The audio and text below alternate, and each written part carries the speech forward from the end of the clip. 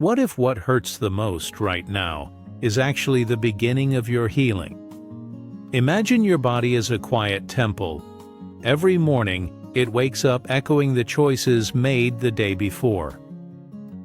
It's not always easy to hear what it's trying to tell you, but it speaks, always, in the slight discomfort, in the fatigue that doesn't go away, in the digestion that no longer flows as it used to. Maybe you're going through a time when everything feels off. Meals that once felt harmless now feel heavy. Sleep isn't as restful. There's a sense that something just isn't fitting anymore, as if your body is asking for a new kind of listening. New rhythm, a new relationship with itself. Your body hears every whisper of your soul, and the most unsettling part isn't the pain itself. It's the silence in which it arrives, how it quietly settles in, becoming part of the everyday, until one day you choose to pause and truly listen. All healing begins with accepting what hurts. That's the place I came from when I decided to begin a quiet experiment. Something intimate, something gentle, with my own body. For 30 days, I avoided combinations that seemed harmless, but were quietly pulling me away from my own center. What happened next wasn't a miracle. It was a reunion with my well-being, with my energy, with a more awake version of myself. You are not broken, you are becoming. This video is an invitation for you to notice, in your own time, in your own way, the subtle signs your body has been trying to send you. It wants to help, and maybe everything begins with a simple, mindful choice. Shall we walk this path together? Modern science, when it meets spiritual wisdom, reveals something we've always known deep down. Our bodies don't just absorb nutrients, they absorb experiences. Every food carries a certain energy, and that energy either resonates or resists within us. Dr. Bruce Lipton reminds us that our cells respond to the environment. Joe Dispenza shows how our emotions shape our biology. Greg Braden speaks of coherence between the heart and the brain. Each of them points in the same direction. The human body is constantly responding to what we take in, through food, thoughts, emotions, and reflecting it back. After 60, that sensitivity grows. Digestion slows, metabolism shifts, and the call to listen more deeply becomes stronger. Combinations that once went unnoticed now leave us feeling heavy, drowsy, restless without knowing why. And it's easy to think we're becoming fragile. But what if we're actually becoming more aware? You are not alone. The universe hears you. Over those 30 days, I paid close attention to what I felt. I didn't follow any strict diet. I just gently removed a few things from my daily routine. The result was subtle but powerful, like the sky clearing after a gentle rain. That's when I realized the body doesn't shout. It whispers, with quieter breathing, with deeper sleep, with a clearer mind. And that's what we'll talk about now. Not to set rules, but to open new possibilities. Because sometimes what seems small, like avoiding a certain food combination, might be the beginning of something much greater. Next, I'll share the combinations I chose to let go of, and how, by doing so, I made room for something far more meaningful. Cucumber, milk, yogurt, ice, cold water. On their own, these foods may seem harmless, but together, especially for a body over 60, they can become a quiet burden. For many years, I had yogurt with cucumber, thinking it was a light and healthy choice. On warm days, I'd add a glass of cold water. The result came quickly but subtly: bloating, mild cramps, sluggish digestion. At first, I didn't make the connection, but when I stopped, something interesting happened. My body responded in silence. Cucumber is naturally cooling. So are dairy products, and when you add cold water to the mix, it puts out the digestive fire, the very fire we need to turn food into energy. Eastern wisdom has spoken of this for centuries, and today, modern science like epigenetics shows that digestion affects more than just the stomach. It shapes our mood, our mental clarity, even our genes. Your body hears every whisper of your soul. When I switched to yogurt at room temperature and drank warm water throughout the day, I felt something shift: less bloating, less discomfort, a quiet peace in the center of my belly. It was a simple lesson, but a meaningful one. Sometimes, it's not the food itself that causes harm, but how it's prepared, when it's eaten, and what it's paired with. And at this stage of life, where everything becomes more sensitive, this kind of listening becomes sacred. Next, we turn to a fruit that looks vibrant and full of life, but for some of us can become an invisible trap, a chance to reflect and to return to balance. Among all the colorful, lively fruits, few are as striking as grapefruit. Its scent, its pink hue, its bittersweet flavor, everything about it says health. For years I believed it was the perfect fruit for my mornings. A glass of fresh juice beside my medications felt right. But then I learned something that changed everything. Grapefruit interferes. It alters how our body processes certain medications. Quietly, but significantly: cholesterol drugs, blood pressure meds, even antidepressants. Grapefruit can raise their concentration in the bloodstream, intensifying their side effects, without a single warning. It's a powerful reminder. Nature, as wise as it is, still asks us to listen. When I stopped eating grapefruit for 30 days, I noticed a new kind of balance emerging. My moods felt steadier, my heartbeat calmer, my digestion less acidic. You are not broken, you are becoming. I turned to gentler fruits: oranges, apples, still fresh, still nourishing, but without hidden risks. And again the body spoke, not with drama, but with lightness, with steadiness, with quiet harmony. That small shift reminded me, real care begins when we stop running on autopilot, when we pause and look more closely at what we think is healthy, with presence, with curiosity, with respect. Next, we'll look at a combination that lives on so many of our tables: tomatoes, white rice, fatty meat. A familiar trio, but one that tells a very different story inside the body. A story that gently taught me to choose with more awareness. Tomatoes, white rice, fatty meat. Three flavors full of memory. Meals made with love. The scent of home, of routine, of tradition. For many years, this was a regular meal at my table. Simple, familiar, comforting. But over time, it started to weigh on me. After eating, I'd feel a deep sleepiness. Digestion would slow. A quiet heaviness settled in my chest. Subtle, but undeniable. Eventually, I understood. Raw tomatoes, acidic, white rice, spikes in blood sugar, fatty meat, slow to digest. Alone, maybe not so harmful, but together, they formed a heavy load, a load that my aging body couldn't process with ease anymore. Your body hears every whisper of your soul. I stopped this combination for 30 days. I didn't expect anything dramatic, but what I found was relief. Brown rice brought lasting energy. Lean meats felt lighter, easier.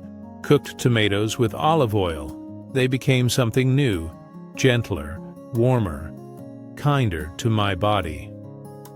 That constant post-meal fatigue, it faded. Sleep became deeper. My body, calmer. My heart, quieter. This experience taught me something simple. Habits aren't enemies, but when they're not examined, they can become burdens.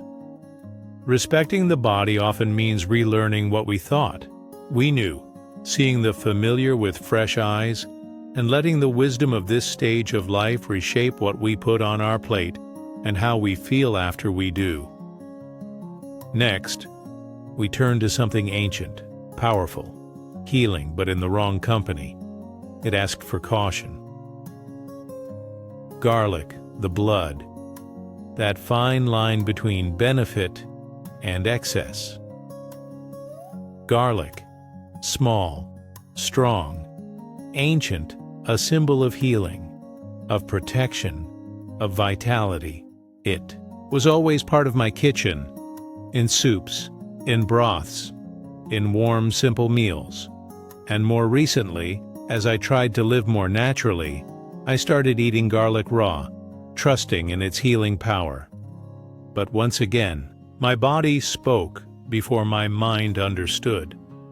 Tiny bleeds in my gums, bruises from nowhere, scratches that took longer to heal. At first, I didn't connect the dots, but then I learned raw garlic, especially when combined with blood thinners or aspirin, can amplify their effects. Too much thinning, and the risks rise. Softly, silently. All healing begins with accepting what hurts. So for 30 days, I stopped eating garlic raw. Instead, I gently cooked it. Let it soften, let it blend, and I felt a difference. Not dramatic, but steady, safer. My body no longer felt on edge. It felt protected, held. You are not alone. The universe hears you. This chapter reminded me of something tender. Nature is wise, but even the earth's gifts need balance. It's not about fear. It's about reverence. Honoring the body with the same care we give to the foods we prepare, and when we listen with consistency, the body responds, not with noise, but with a quiet, steady yes. In the next part of this journey, we explore a combination that feels innocent, even childlike. Banana, milk, coffee. But in my body, it revealed another side and gently reshaped the way I start my day. Banana, milk, coffee. 3 things that shaped many of my mornings. Simple, comforting, reliable. It felt like a nourishing start to the day, but quietly, my body began to whisper. Bloating, sluggish digestion, a creeping reflux I couldn't explain. At first, I blamed the coffee, or maybe the banana. But the discomfort only came when they were together, blended, layered into the same moment. Then it clicked. Bananas combined with dairy can ferment in the stomach, and coffee, it increases acidity. This trio, once a comfort, became a burden, and my body let me know. With gas, with fatigue, with a quiet unease that stayed with me for hours. You are not broken. You are becoming. For 30 days, I made small changes. I had my coffee later on its own. I ate bananas when fully ripe and by themselves, and I switched to plant-based milk when needed. Something shifted. Mornings became clearer. My body quieter. The start of the day felt less like a jolt and more like a gentle wake-up. Your body hears every whisper of your soul. This taught me something I didn't expect, that how we begin the day shapes how we live it. It wasn't about cutting things out. It was about listening and respecting what my body truly needed. And that respect led me to my next change, one that involved something I thought was helping me: a calcium supplement, a cup of tea, and a hidden interaction that made all the difference. As the years go by, taking care of our bones stops being a choice. It becomes part of our daily rhythm. Calcium supplements entered my routine with that purpose: to support, to protect, to keep strong what time gently softens. But out of habit, I took it first thing in the morning, with coffee, sometimes with green tea. It felt simple, convenient, natural. Yet the aching in my joints stayed, a quiet tension, a question in the background. Was the supplement even working? That's when I learned caffeine and certain compounds in tea can block calcium absorption. Even worse, they may increase how much calcium we lose. Your body hears every whisper of your soul. So I made a small shift. For 30 days, I took calcium with water, far from my coffee, far from my tea, and my body softened. I woke up lighter, my joints less tense. There was a subtle steadiness, like my bones were finally receiving what they'd been asking for. The change wasn't loud. It was a feeling, as if my body said, yes, now I can use this. This experience taught me that healing is not just about what we take, but when we take it, and what we take it with. All healing begins with noticing what needs to be rebalanced. And so I kept listening, and I found that even the most symbolic foods, like spinach, iron, strength itself, carry their own quiet conditions, especially when paired with something as innocent as a morning cup of coffee. Spinach, deep green, rich in iron, a symbol of strength. I always believed it was one of the most powerful foods, and it is. But over time, I learned that even power needs balance. For a while, I ate spinach in the morning, with eggs, with milk, and yes, with coffee.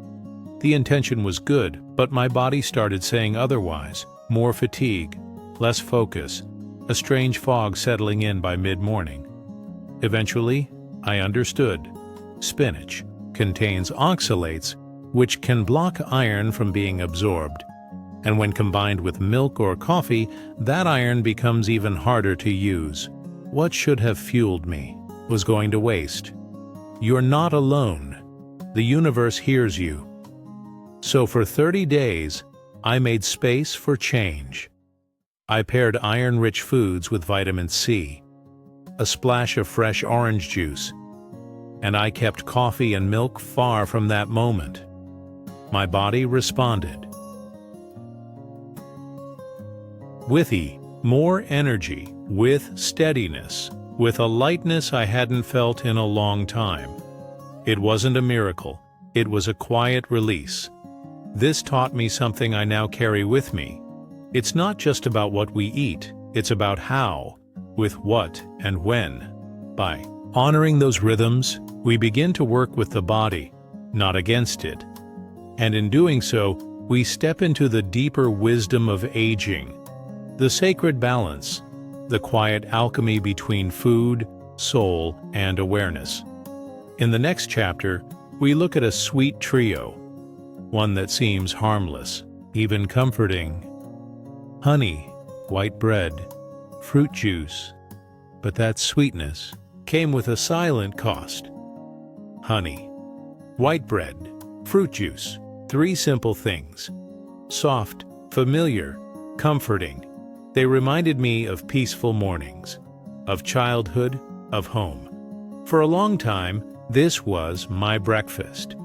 A slice of bread, a generous drizzle of honey, a glass of fresh juice. It felt like a gentle way to begin the day. But slowly, I began to feel something else. Energy spikes, dizzy moments, hunger returning too soon, like my energy, lit up and vanished all too quickly. That's when I saw the pattern. This combination was high in sugar. It lifted me fast, then dropped me just as quickly. And for a body that's more sensitive with age, that roller coaster becomes harder to ride. All healing begins with the awareness of what unsettles us. So I adjusted. For 30 days, I made small swaps. Whole grain bread instead of white, a little less honey, no juice on an empty stomach. Instead, I added fiber, gentle protein, a new relationship with sweetness, and my body responded. With calm, with steadier energy, with fewer dips throughout the morning. You are not broken. You are becoming. This chapter showed me that true sweetness doesn't come from overload. It comes from balance, from energy that lasts, from honoring the body's natural rhythm. After all these changes, something shifted deep inside. Not just my digestion, but the way I live inside my own body. Now we come to the final part of this journey, the place where the body no longer needs to cry out, because we've finally begun to listen. Letting go of those 8 combinations for 30 days wasn't about restriction. It was an act of listening to what my body already knew, but what my mind had overlooked. By gently removing just a few habits, I discovered something deeper than better digestion or more energy. I discovered that every choice we make can be an act of self-respect. So what changed? Everything and nothing. There was no miracle, but there was relief. There was no dramatic cure, but there was a quiet return to harmony, a softness in the morning, a steadier digestion, a tiredness that finally gave way to vitality. You are not broken, you are becoming.